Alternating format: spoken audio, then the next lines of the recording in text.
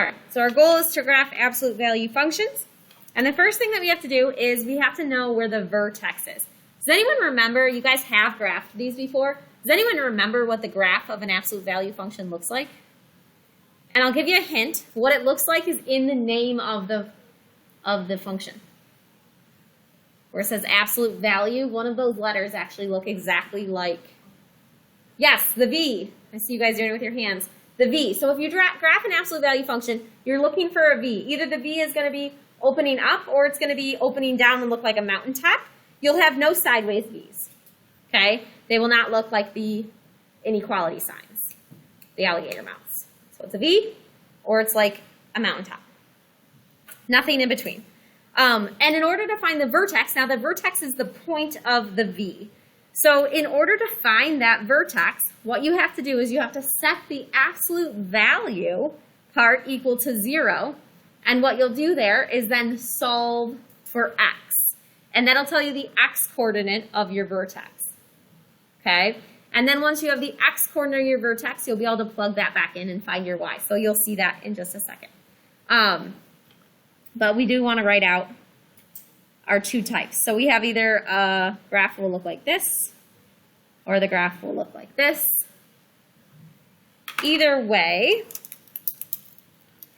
this point and this point are called your vertex.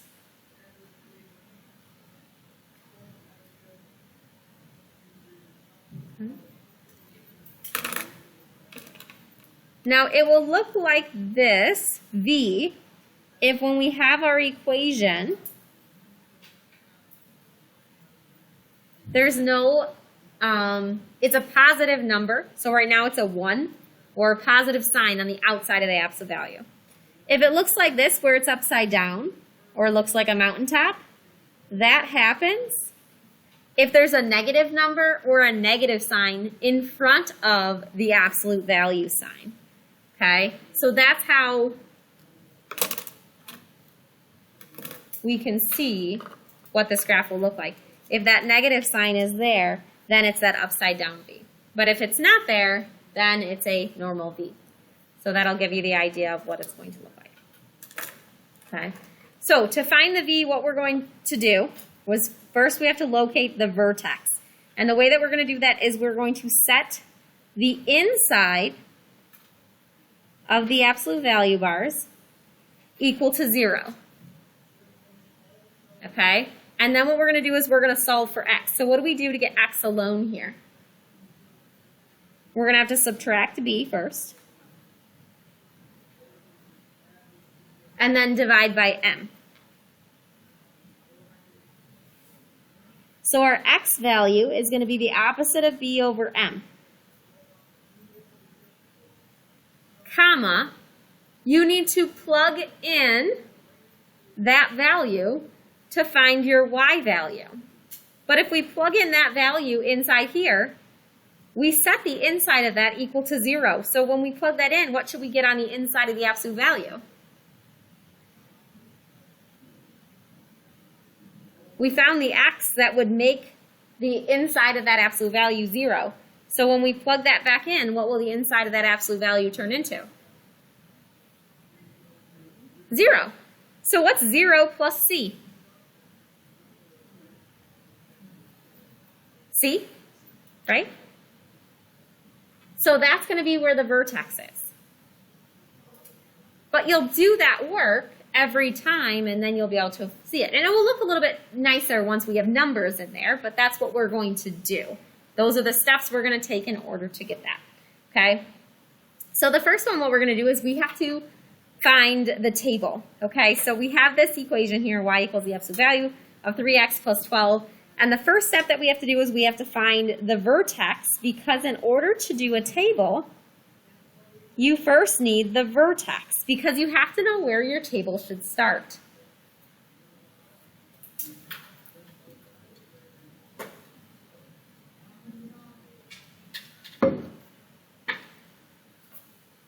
So to find the vertex, what we're going to do is we're going to set that absolute value bars, the inside of that, equal to 0.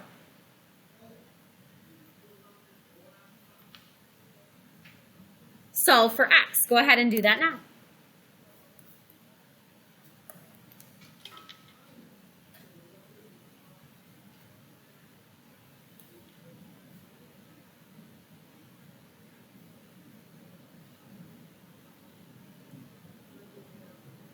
you simplify too if you do simplify, or do you? Yeah, if it's a fraction, you would always reduce it, yeah.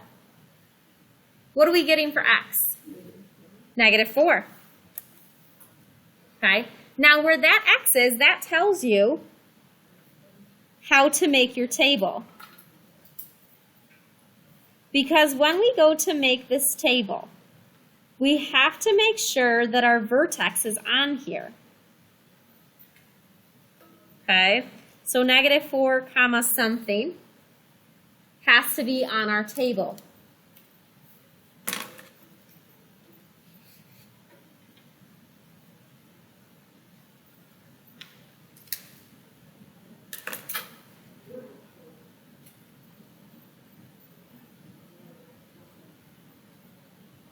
So now what we're going to do is we'll find points surrounding that also. So -4, we'll find -5 and -6.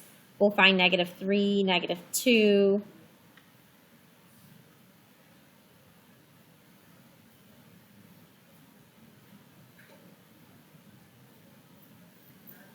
And so what we're going to have to do is we're going to have to plug in all these values to our equation. So if x is -6, what we're doing here, and you don't have to show your work on all of these, but I'm just going to show you so you guys can see. If we're plugging in -6, y equals the absolute value of 3 times -6 plus 12. We're just simplifying on the right side. So in order to take that absolute value, we first have to get that to a number first. So I have -18 plus 12, which is -6. But the absolute value of -6 is what? 6. So that means y is 6 when I plugged in x is -6. So I'm going to fill that in my table. I'm going to go to the next one. I'm going to plug in -5 this time. Y equals the absolute value of 3 times -5 plus 12.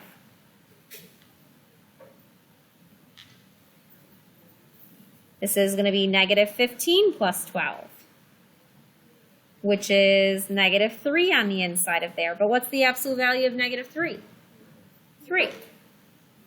So I fill that in. When I plugged in -5, I got 3 for my y value. Try it with -4, -3, and -2. Plug in those values and let's see what you get.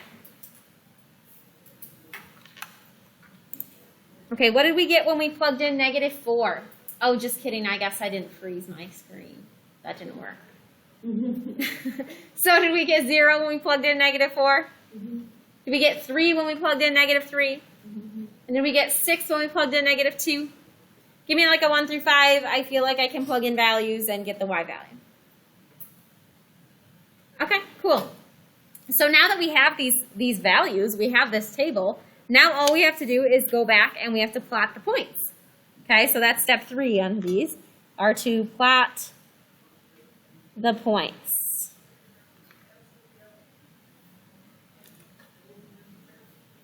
So, first point I'm going to plot, I'm just going to use this as a scale of 1, is -6, 6. So, I should put this as 2, 4, 6, 8, 2,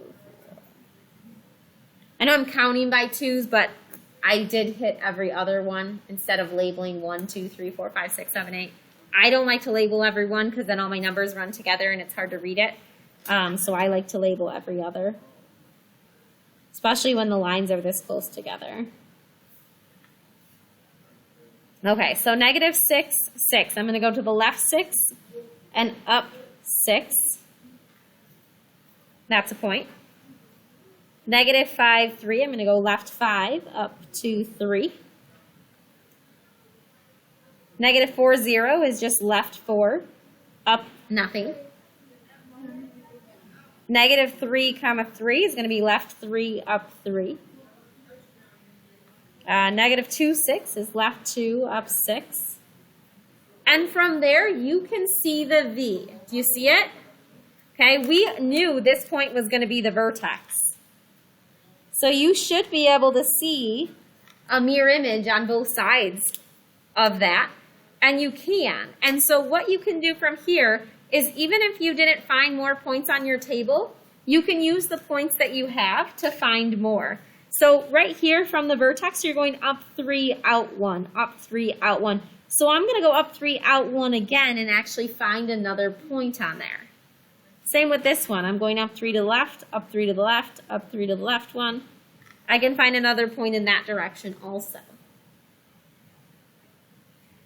Now these are not all the points on the graph because this graph keeps going. And also you could have plugged in like -3.5 and that would have been a point. So all the points in between these points are also points on our graph. And because of that, I need to connect these points. And I need to see that V. I know that this is going to look like a V and not an upside down V because there's not a negative sign out front. That's how I know my answer looks to be right. Okay. Give me a 1 through 5. I feel confident making a table and graphing it using a table. Okay, good. Writing two linear equations. Okay. When you're writing two linear equations, what we're going to do is we have this y equals the absolute value of 2x minus 4 plus 3. You have to, oh, you can't even see what I'm writing. You have to start, the very first thing you have to do is get the absolute value bars alone, which sounds familiar because that's what you had to do when we were solving absolute value equations. So when we're graphing them, you also have to get the bars alone. So, okay, subtract 3 on both sides then. And if you subtract 3 on both sides, you can write it in. On the left side, we're going to have y minus 3 equals the absolute value of 2x minus 4. Now the next step is very similar to how we used to solve, and it's to remove the absolute value bars and break it into two scenarios. So step 2 is to break into two scenarios. So what happens are these absolute value bars fall off. It was very difficult to remove them, tear down those brick walls. And so on the right side where we removed those absolute value bars, we can't do anything else because we're too tired. Tearing down those brick walls were really hard. So on the right side, we still have 2x minus 4 and 2x minus 4. But on the left side, we have the original, which was y minus 3, and we have the opposite. What would be the opposite of y minus 3? Not y plus 3 because you have to make the opposite of both terms. So what would be the opposite there? Negative y plus 3. And you could write it 3 minus y if you wanted also. Okay? But either way, you have to make sure you negate both terms. All right. And then step 3 is to resolve for y.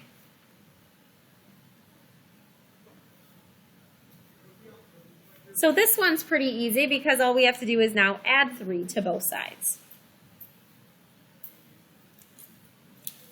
So we get y equals 2x minus 1. And on this one, we're going to have to subtract 3.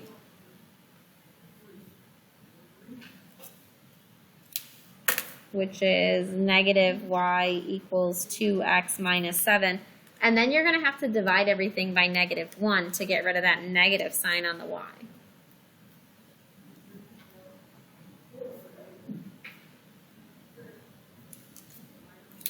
Make sure all the terms are divided by negative 1. So you have y equals negative 2x plus 7.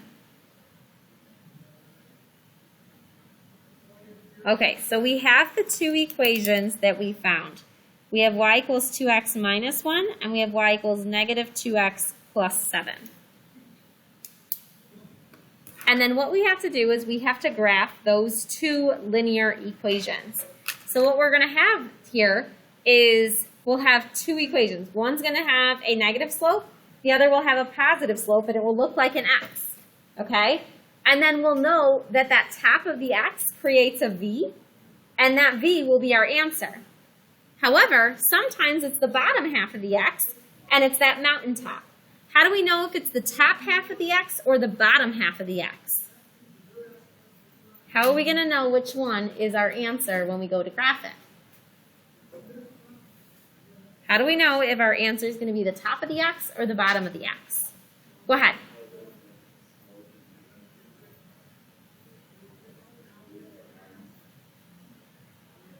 It doesn't have to do with the m value, the 2 in there. Doesn't have to do with that. It does have to do with what we set up here. Yes, if it doesn't have the negative before the absolute value bars. If it has a negative, then we know it's going to be the bottom of the x. Okay, but if it doesn't, like this one here, this one doesn't have a negative sign, then it has to be the v, the top half of the x. Okay?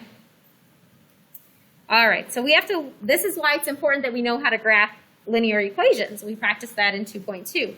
So we get to use that. So again, I'm going to put my scale on here. I'm just going to leave it as 1 for right now. You don't have to make a table for this one. We don't have to make a table on this one. We just go right to graphing. So, and up here it tells you how we're doing each one. This one was from a table, and this one's by writing 2 linear equations. And this one's from a graphing calculator, which I'll walk you through it if you have your own. But you guys don't have to worry about having to memorize that or anything. So, the 2 linear, okay, so putting your scale on here.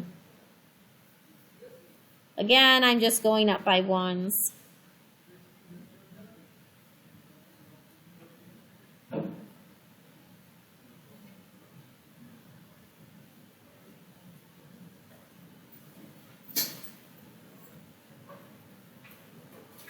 And then what I'm going to do is the first one I'm going to graph is the y equals 2x minus 1. So what's the first point that I'll put on my graph for y equals 2x minus 1? The negative 1, which is what? Am I going negative 1 on the x or negative 1 on the y?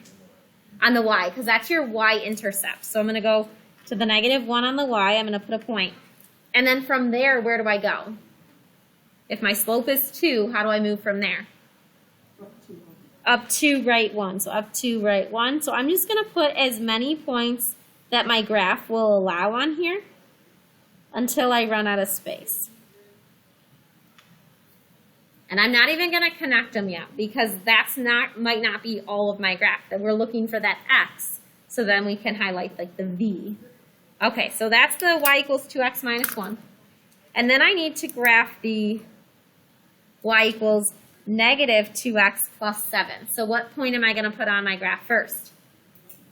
The 7 on the y-axis, 0, 7, is my y-intercept there. And then this slope is negative 2. So I'm going to go down 2, right 1. And again, I'm going to put as many points as my graph will allow.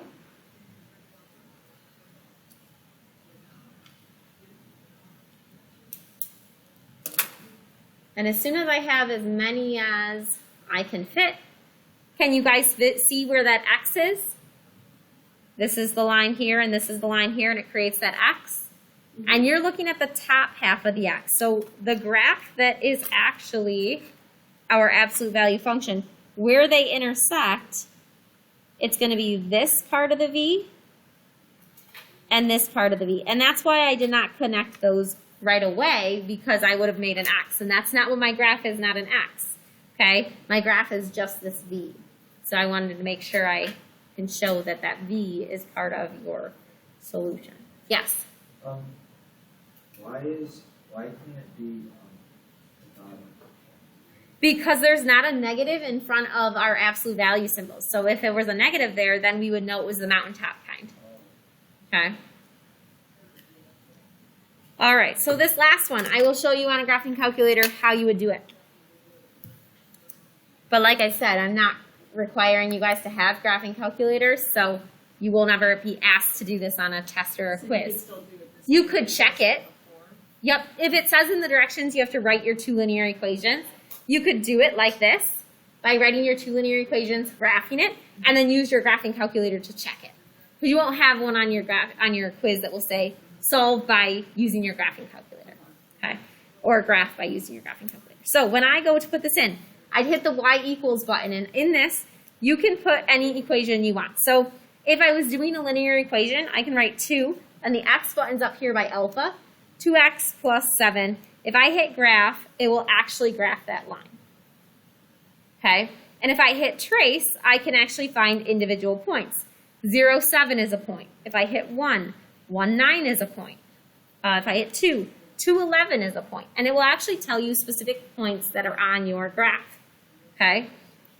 Now, I don't have a linear function, though. I have an absolute value. So we have to know how to put absolute value bars on our graph, on our graphing calculator. And the way that you do that is hitting this map button, going to the right where it says number, ABS, it's not talking about the ABS brakes on your car.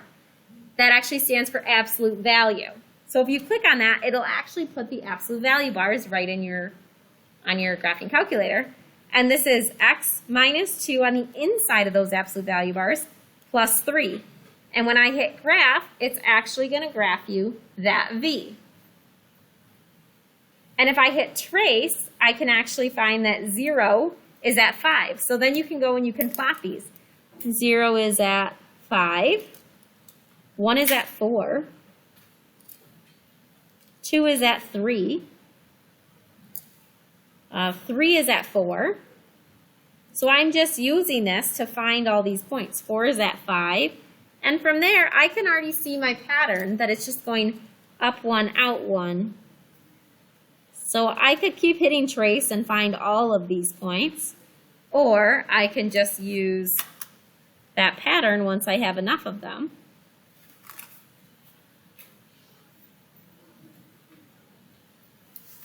And there's my V there. Okay. Now I'll show you if I put a negative sign there in front of the absolute value symbols. Watch what happens to my graph. Now it's the mountaintop. Okay, so that's where that difference is. Okie doke. One more thing. If you're making a table and your vertex was at something like 1/2. Okay. If I was to make a table and I found that my vertex was at like 1/2, or maybe it's even at 3/4. Okay? If it was at 3/4, I do not have to put any fractions. 3/4 is in between what two numbers? 0 and 1, right? So still do that same thing where you don't have to like go by intervals of fractions. Just go to the two numbers surrounding it. Now, one of the things though is when we had our vertex directly in the middle of -5 and -3, do you see how we saw the mirror image directly in our table? In this case, you're not going to necessarily see a mirror image in your table because 3/4 is closer to 1 than it is to 0. All right? So do your whole table and then put it on your graph. And once you get it on your graph, you'll see the mirror image. Okay, so don't freak out if your graph has something, or if your table has something funky on it. Wait till you actually graph it. And if something still looks weird, then come see me and we'll figure out what you did. Okie doke? All right.